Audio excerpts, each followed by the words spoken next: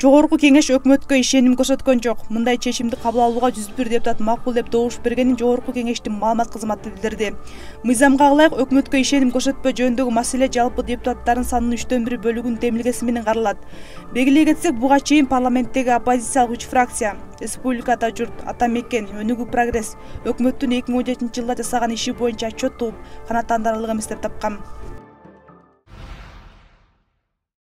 Номер 47 абакта Ата Мекен партиясынын лидерине катуу кысым көрсөтүлүп жатат. Бул тууралуу бүгүн парламенттин жыйынында депутат Алмамбет Шыкмаматов билдирди. Акыркы 2 күндө ага болгон мындай кысым күч алган. Аны башка камерага которуп, күмөн жараткан кишилер менен чогуу отургуза турганын айтышкан. Буга байланыштуу мамлекеттик жаза аткаруу мекемесинен абалды көзөмөлгө алууну суранам, деди депутат. Ош шаарында 36 жаштагы аял Сулайман тоодон боюн таштап каза болду. Окуя кечээ 9-апрелде болгон. Маалыматка караганда аталган аймакта аял кишинин жансыз денеси табылган. Мында тергөө учурунда аял Ош шаарынын тургуну экени, буга чейин мээсине суу толуп шишип кеткени үчүн жандандыруу бөлүмүнө дарылам чыккандыгы аныкталган. Баштапкы болжол боюнча ал ошол оорусунан тажап өз өмүрүнө кол салышы мүмкүн экендиги айтылууда.